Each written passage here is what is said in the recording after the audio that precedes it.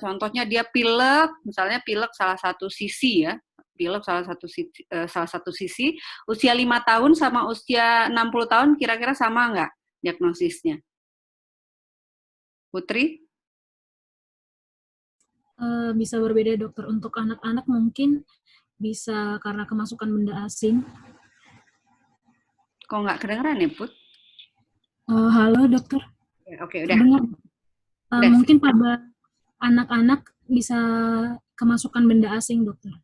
Ya, benda asing kalau usia 5 tahun apalagi ya, sering mainan, masukin manik-manik contohnya. Terus kalau pada usia 60 tahun tadi, misalnya pilek satu sisi loh. Tinggal pilih tadi timeline-nya apa? Infeksi kah? Atau tumor kah? Atau Bisa tumor dokter. Bisa jadi tumor ya. Apalagi satu sisi ya. Gitu ya. Kan sudah mulai bisa terbayang ya DD-nya apa gitu ya. Paham ya? Sampai di sini ya kenapa kita butuh timeline tadi.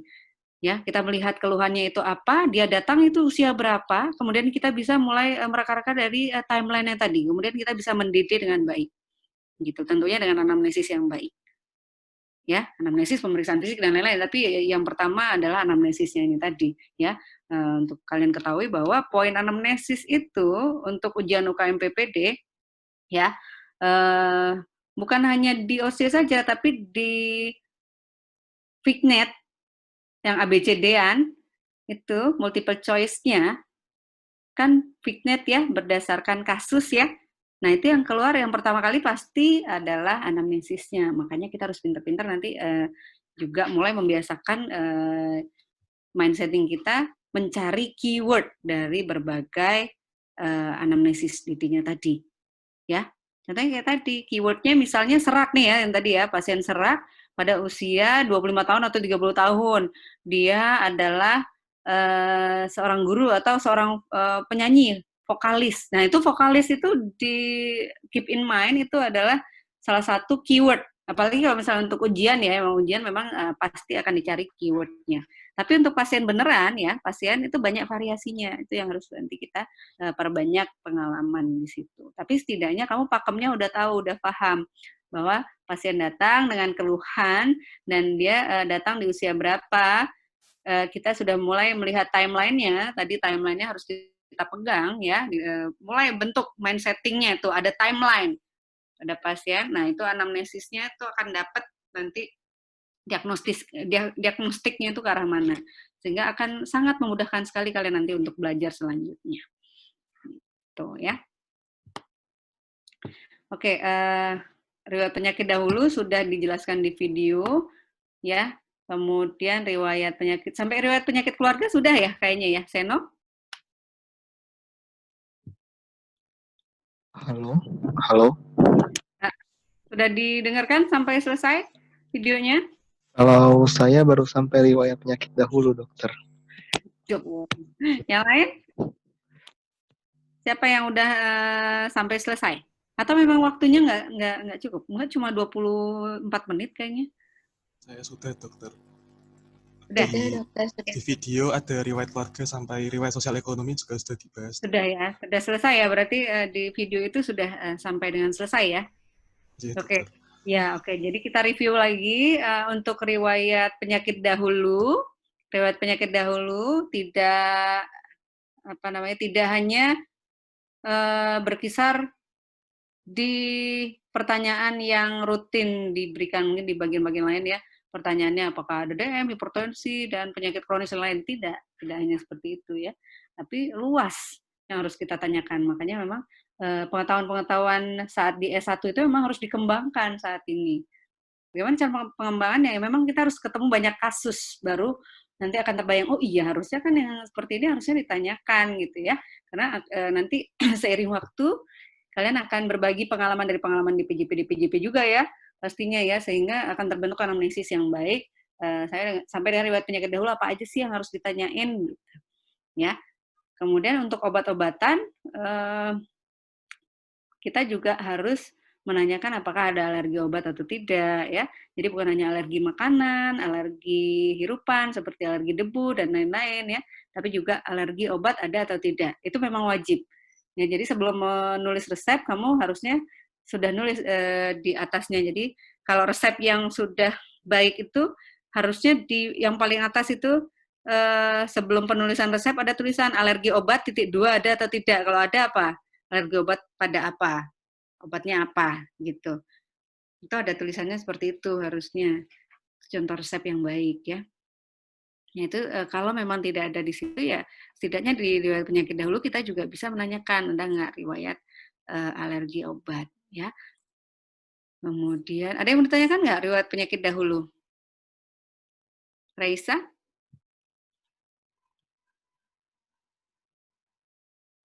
Belum ada, dokter. Belum ada ya. Sudah jelas semua ya. Imam Ibn Abidin ya, rahimahullah. Saya sedikit ini apa nih? Bentar-bentar. bahas tentang pengertian.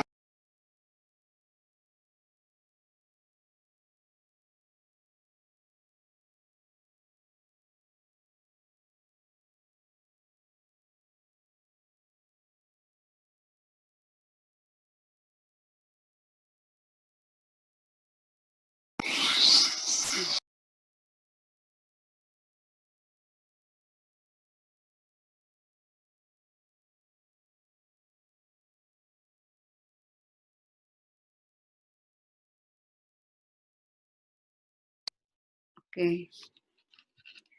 Riwayat penyakit dahulu, oke. Tidak ada yang mau ditanyakan? Riwayat penyakit keluarga ada yang mau ditanyakan? Tidak ada ya? Sudah Izin jelas. bertanya, dokter. Ya. Untuk riwayat penyakit keluarga, kalau misalnya penyakitnya dia memang keluarga tidak ada keturunan penyakit jantung, namun ternyata ayahnya terkena penyakit jantung. Apakah kalau bisa kita ambil kesimpulan bahwa gaya hidup juga berpengaruh, dokter? Gaya hidup juga berpengaruh. Maksudnya gimana nih? Maksudnya biasanya kalau satu keluarga tuh kan gaya hidup untuk dari konsumsinya, gaya hidupnya kan biasanya satu pola, dokter. Oke. Maksudnya ternyata ayahnya itu sakit jantungnya bukan karena keturunan, tapi karena memang gaya hidupnya yang tidak baik. Itu bisa kita masukkan ke riwayat penyakit keluarga atau tidak ya, dokter? Pasiennya ini sakitnya apa? Misalnya epistaxis, dokter, gitu. Tapi epistaxis posterior gitu. Tapi kan maksudnya mungkin ayahnya ada hipertensi atau gimana yang ternyata dari itu dimasukkan ke riwayat penyakit keluarga berarti, dokter ya? Boleh. Ya, boleh. Nanti untuk ujian OSCE di bagian THT lebih kurang 7-8 menit ya. Kemudian untuk perpindahan stase itu kita setting 2-3 menit lah untuk perpindahan stase. Perpindahan station karena kita pakai breakout room. Apa sih namanya? Breakout room, benar. Breakout room Zoom. Ya, jadi kita ujian OSCE-nya itu kayak ujian OSCE di stase biasa, gitu ya. Kayak stase biasa, udah pernah ujian OSCE di stase biasa itu kan ya. Jadi cuma bedanya nanti room-nya itu bukan kalian yang pindah, tapi room dari Zoom-nya aja yang pindah gitu. Tapi pengujinya tetap beda-beda nanti. Satu station, nanti beda lagi Zoom, kamarnya cuma dipindahin aja sama admin gitu. Itu waktunya lebih kurang 7 menit. Nah, kalian nanti kalau ini yang untuk stase untuk OSCE, stase THT ya, bukan OSCE UKM-PPD, beda ya. Karena nanti yang UKM-PPD kalau memang ada OSCE-nya itu lebih kurang 15 menit waktunya. Sedangkan kalau di bagian kita cuma setengahnya aja nih waktunya, sehingga memang tidak ditanyakan semua. Nanti kalau misalnya memang diminta untuk misalnya lengkapilah anamnesis gitu ya, walaupun jarang nih ya kalau anamnesis, lengkapin anamnesis itu jarang, bukan jarang, tapi tidak rutin. Nah, tidak rutin ditanyakan, tapi tetap ada ya. Itu jangan lupa tadi ya, kerangkanya adalah Secret Seven, Fundamental Four, onset, lokasi, bla bla bla seperti yang sudah saya terangkan tadi. Itu tinggal dirunut aja. Kalau runut seperti itu nanti nggak ada yang kelewat. Begitu juga saat membaca soal. Membaca soal kalian sudah runut, anamnesis di dalam kepala kalian tuh udah runut. Ini anamnesis itu seperti ini, sehingga oh ini tidak disebutkan ini ada gejala penyertanya. Jadi apa ya, mindsetting yang sistematis seperti ini juga akan sangat membantu kalian saat menjawab soal. Tidak ada yang terlewat nanti. ya. Jadi misalnya nanti kalian melihat pasien yang kayak tadi lah ya. Misalnya, oh gini, pasien pasien. Soalnya nih sering keluar nih contohnya. Contoh rinitis alergi persisten sedang berat ya. Contoh soal dari anamnesis pasien datang dengan keluhan sering pilek, terus sering bersin-bersin, bla bla bla bla bla. Kemudian di belakangnya ada tambahan anamnesis pasien juga merasa kurang dengar. Nah, kamu udah langsung, oh ada gejala penyerta kurang dengarnya. Itu sudah mulai ada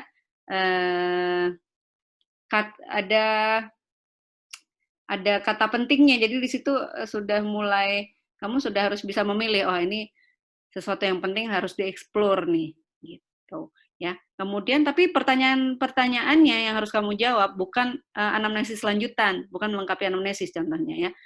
Pemeriksaan penunjang apa yang dibutuhkan? Maka kamu akan berpikir pastinya dari keluhan utama kan ya, dari bersin-bersin, sering bersin-bersin misalnya gitu ya, atau sering pilek gitu. Kemudian pemeriksaan penunjangnya, maka kamu akan memberikan, oh ini sering bersin-bersin, kamu sudah mulai berpikir ini timeline-nya karena keyword-nya ini bersin-bersin, wah ini mesti arahnya ke alergi nih ya, rinitis alergika misalnya gitu ya. Kemudian kamu akan mengusulkan pemeriksaan penunjangnya skin prick test. Nah, tapi kalau kamu ketinggalan dengan gejala penyertanya, tadi ada kurang dengarnya, maka kamu akan ketinggalan pemeriksaan penunjang. Jadi kalau misalnya dengan rinitis alergika ada kurang dengarnya, jangan-jangan ada otitis media efusinya. Jadi kalau ada diagnosisnya, ada tambahan otitis media efusi, tinggal kanan atau kiri atau duplek.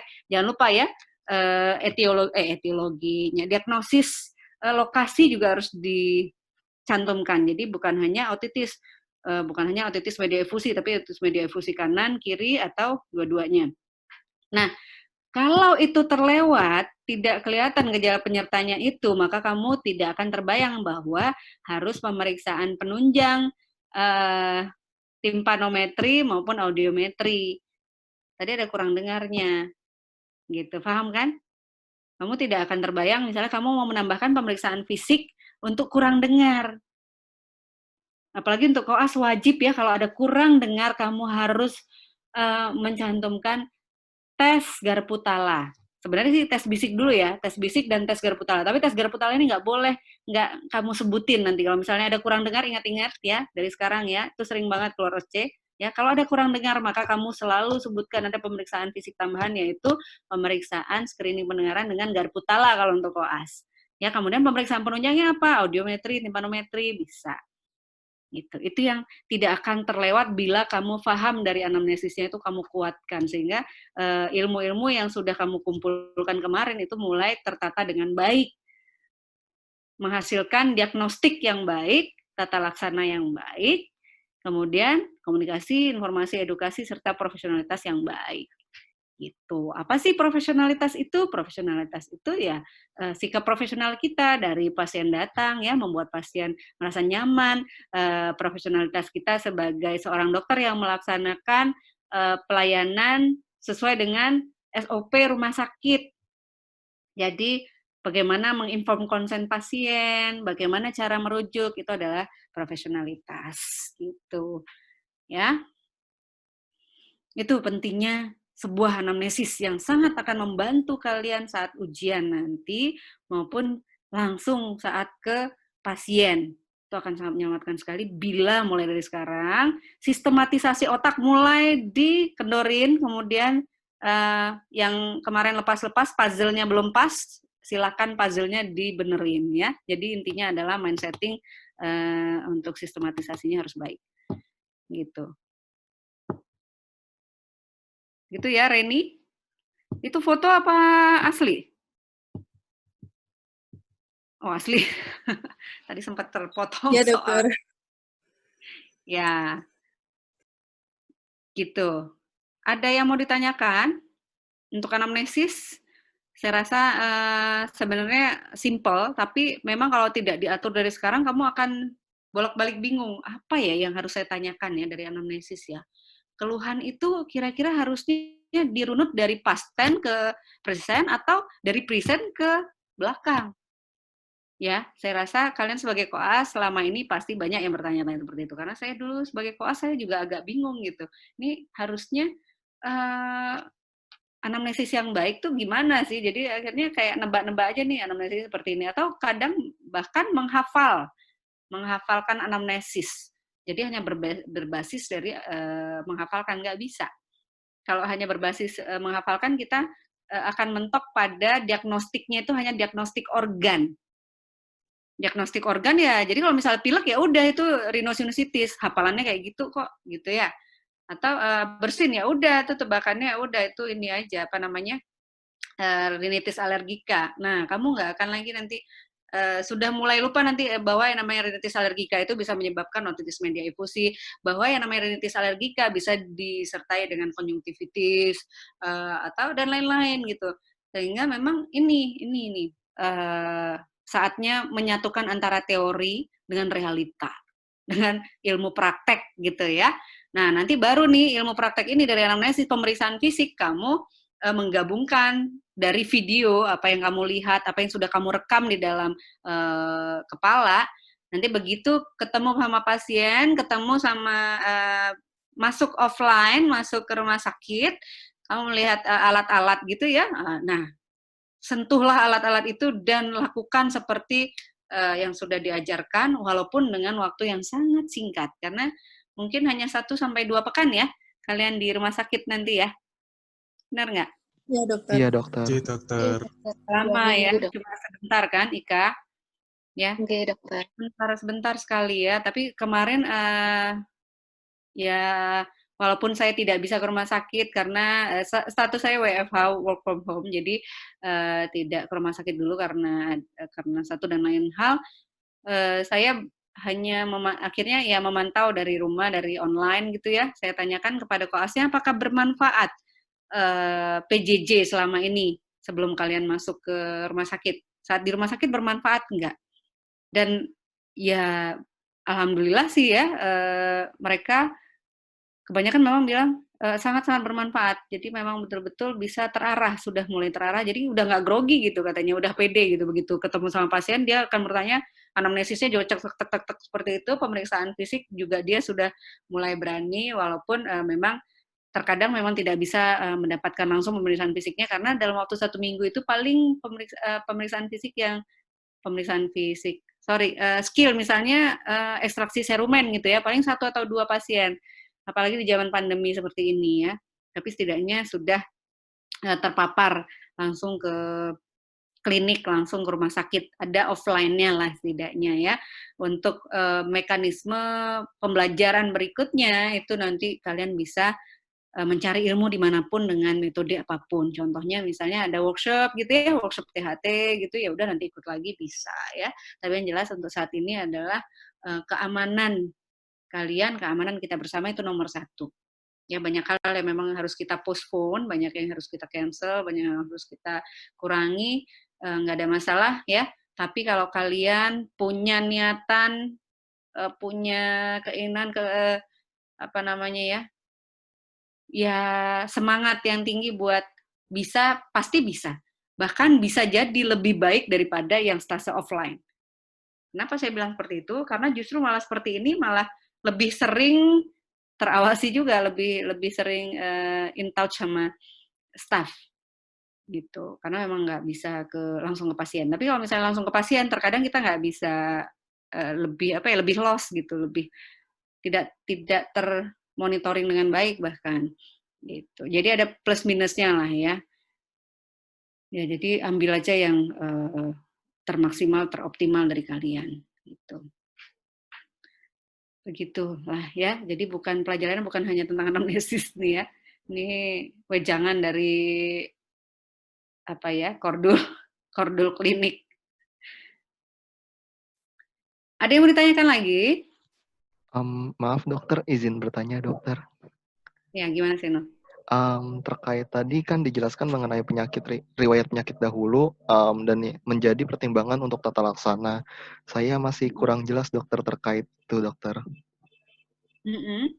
Riwayat penyakit dahulu terkait dengan tata laksana ya. Jadi riwayat penyakit dahulu misalnya seperti yang ada di video tadi kan sudah dijelaskan ya. Untuk otitis media supuratif kronis sama otitis media akut sama nggak penanganannya?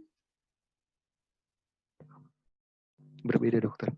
Beda kan? Jadi sebenarnya sih intinya anamnesis kan akan menentukan banget nanti diagnostiknya seperti apa ya. Anamnesis dan pemeriksaan fisik sebenarnya, tapi anamnesis ini harus diperkuat karena memang nanti semua basis soal itu pasti akan memperkuat anamnesis dari anamnesis. Gitu. Ya, sehingga kalian harus terbiasa mindsettingnya untuk anamnesis ini yang benar. Kemudian dari jadi saat kita tahu, oh ini diagnostiknya kalau kenapa saya tadi berbicara tentang otitis media akut sama otitis media otitis media akut yang stadium perforasi sama otitis media supuratif kronis yang sedang aktif ya. Kalau supuratif udah pasti aktif sih, cuma ini saya mau menekankan kembali itu aktif gitu ya. Jadi ada keluar pasien dengan keluhan keluar cairan dari telinga, kemudian dari anamnesisnya perjalanan penyakit sekarangnya dia 1 minggu keluar cairan misalnya seperti itu ya. Tapi riwayat penyakit dahulunya kalau misalnya kamu nggak nanyain apakah pernah seperti ini sebelumnya, kemudian bila jawaban dia oh nggak pernah, ini baru 1 minggu ini ya, itu pun setelah batuk pilek ya kan, batuk pilek terus nyeri, demam tinggi, kemudian keluar cairan dari telinganya, bisa jadi otitis media akut kan ya.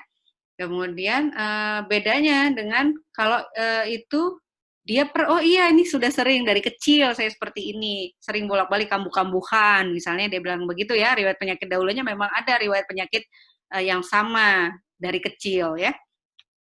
Maka kita mulai bisa mendiagnosis, oh ini berarti otitis media supuratif. Ya, walaupun dia ada riwayat penyakit batuk pileknya juga tadi ya. Ya, itu jadi bisa memacu MSK ini kembali aktif ya. Jadi awalnya otitis media kronis saja yang dry ear, tidak keluar cairan, jadi bolong aja. Jadi udah bolong tapi sudah tidak aktif, tapi saat batuk pilek kemudian aktif lagi jadi otitis media supuratif kronis. Perbedaannya apa tata laksananya? Tentu saja berbeda sekali ya. Kalau yang akut mungkin tidak diperlukan eksfoto mastoid ya. Tapi kalau misalnya yang sudah kronis tadi, otitis media supuratif kronis, ya apalagi kalau diobati tidak ada perbaikan gitu ya. Kita kemungkinan besar membutuhkan pemeriksaan penunjang lain ya. Kemudian obatnya juga mungkin harus lebih banyak ya, lebih agresif sesuai dengan protap dari otitis media supuratif kronis. Begitu. Seno, paham ya? Paham, dokter. Terima kasih, dokter.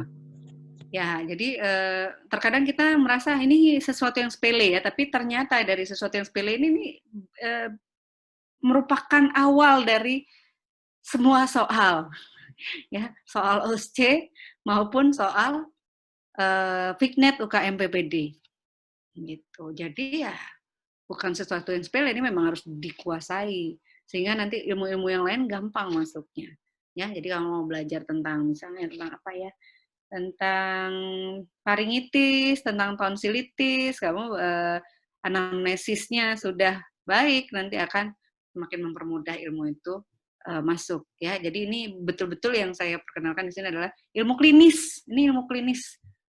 Kalian bekal praktek ya. Jadi masuk ke stase anamnesis pemeriksaan fisik ini sudah gapi. Makanya kenapa di hari pertama, hari kedua yang kita bahas adalah anamnesis sama pemeriksaan fisik. Ya, nanti boleh masuk ke pemeriksaan penunjang dan lain-lain. Tapi yang namanya pemeriksaan penunjang itu kan dilakukan oleh kebanyakan di rumah sakit tipe yang sudah tipe rujukan kan. Biasanya kalau dokter umum kan masih berkutat dengan anamnesis, pemeriksaan fisik, kemudian diagnosis sementara, kemudian terapi sementara.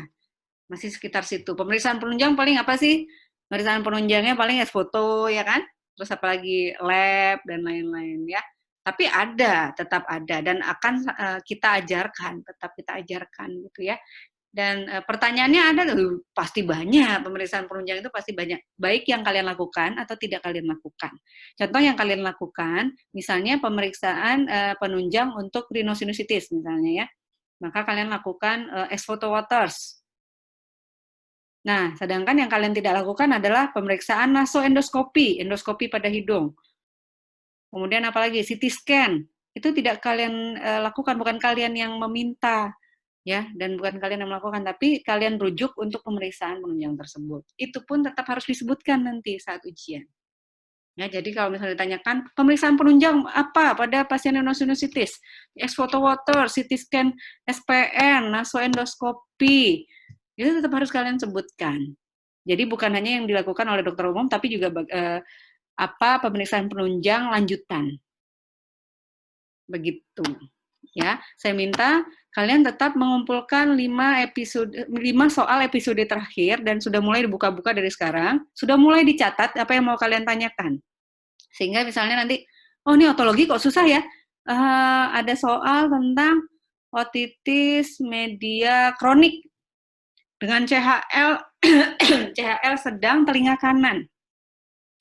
Kamu baca audiogramnya kok aneh, audiogramnya kok harusnya kan bukan seperti ini, tanyakan. Mungkin ada yang mencatat soalnya ya, saya tidak mungkin memberikan soal, tapi karena ya itu berhubungan dengan otoritas bagian. Saya tidak akan memberikan itu, tapi kalian kalau misalnya ada yang mencatat, silahkan belajar, karena memang itu diperlukan. Ya, tapi sebenarnya kita untuk laporan-laporan kasus, kita juga banyak berdasarkan soal-soal OSCE kita, gitu, yang akhirnya nanti akan menjadi tugas presentasi kasus kalian, itu juga berdasarkan itu. Ya, cuma kalau secara vulgar, oh ini soal-soal kemarin ya nggak bisa ya. Jadi silakan kalian mengumpulkan sendiri soal-soal teman kalian 5 episode terakhir, ya, pelajari. Kemudian kamu ingin tanyakan apa nanti bisa ditanyakan, ya. Yang jelas kalian aktif aja. Pokoknya sekarang sudah mulai aktif ya. Jadi soal-soal OSCE itu sudah mulai dibahas sehingga kalian sudah mulai bisa terbentuk pola pikirnya. Oh, yang ditanyain itu begitu. Selama 7 menit itu harusnya ngejawab apa? Ya, jadi misalnya anamnesis itu nggak perlu lagi ditanyakan lagi kalau misalnya pertanyaannya nomor 1 adalah sebutkan pemeriksaan fisik apa yang harus dilakukan pada pasien, contohnya gitu. Atau karena ini offline ya, jadi tidak mungkin melakukan sendiri, melakukan pemeriksaan fisik sendiri, tidak ada alatnya juga di tempat kalian, ujian usianya, sehingga mungkin hanya diminta untuk sebutkan atau deskripsikan pemeriksaan fisik sesuai dengan gambar yang tertera, misalnya seperti itu. Ya udah, kamu tinggal lihat, oh ini gambar tonsilitis ya. Jadi dari pemeriksaan fisik didapatkan dari orofaring tidak ada kelainan pada gigi geligi, gusi, lidah, palatum. Kemudian dari pemeriksaan orofaring didapatkan arcus faring simetris, contohnya ya.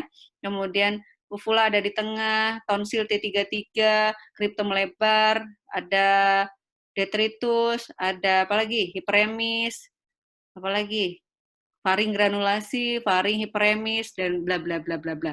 Itu kalian bisa mendeskripsikan bila pertanyaannya adalah deskripsikan gambar pemeriksaan fisik tersebut. Gitu. Contohnya begitu. Oke.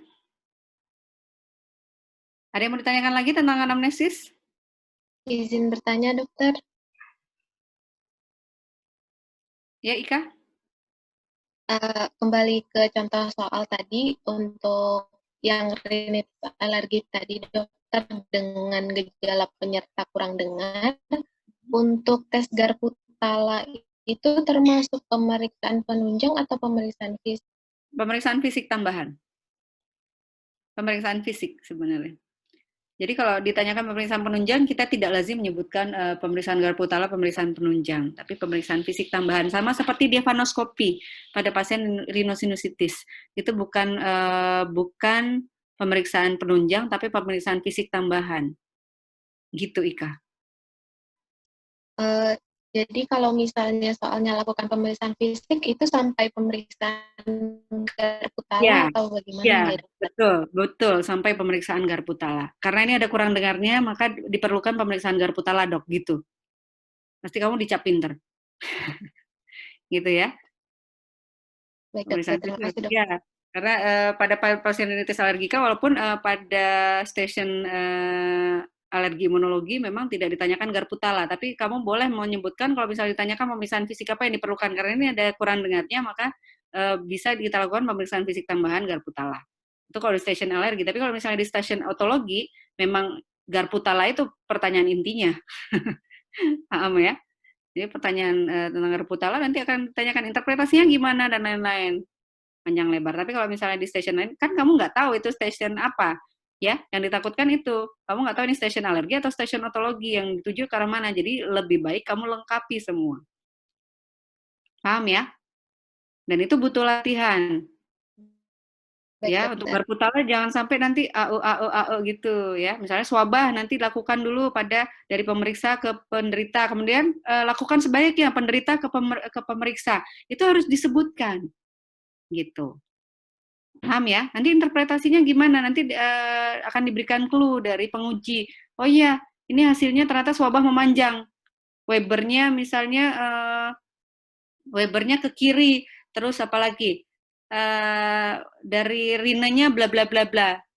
Interpretasimu apa? Nah, kamu mulai dari garpu tala didapatkan CHL misalnya gitu ya. Kemudian dari audiogram, dari audiometrinya didapatkan kesannya CHL sedang. Nah, gitu. Kemudian apa diagnosisnya nanti? Ya bisa otitis media efusi dan CHL sedang telinga kiri. Otitis media efusi kiri dengan CHL sedang kiri, contohnya seperti itu. Derajat sedang telinga kiri. Gitu. Itu nilainya full. Beda dengan kalau cuma otitis media efusi saja, atau CHL saja, atau otitis media efusi dengan CHL saja. Nilaimu kurang.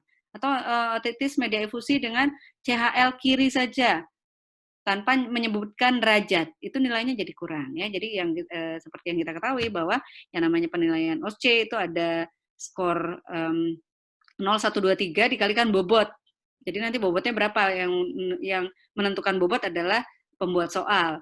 Karena bobotnya saya pengen karena ini penting nih ya pemeriksaan garpu tala ini, nanti bobotnya kalikan 5 aja deh, 5. Jadi semuanya kalau misalnya kamu nanti full berarti 3 kali 5. Kalau kamu nggak full, ada kurang diagnosisnya, 2 kali 5. Jadi antara 10 sama 15 kan beda jauh nilaimu, ya. Jadi biasakan mendiagnosis dengan komplit. Diagnosis komplit itu ya dengan diagnosis etiologi maupun diagnosis lokasi. Diagnosis etiologi itu maksudnya apa? Contohnya ya, tonsilitis akut bakterial. Kalau tonsilitis mah nggak usah pakai lokasi ya, maksudnya tonsilitis duplek nggak perlu ya, yang namanya tonsilitis mah dua-duanya ya. Nah, kecuali kalau otitis media otitis media akut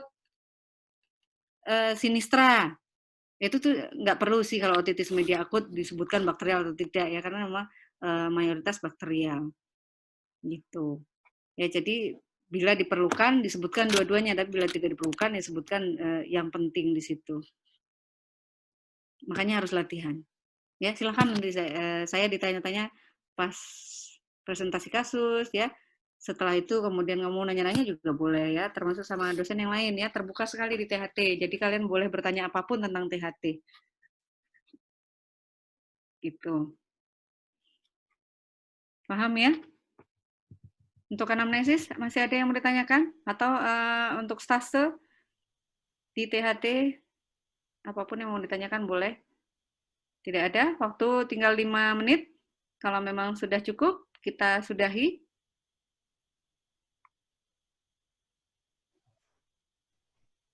Ya.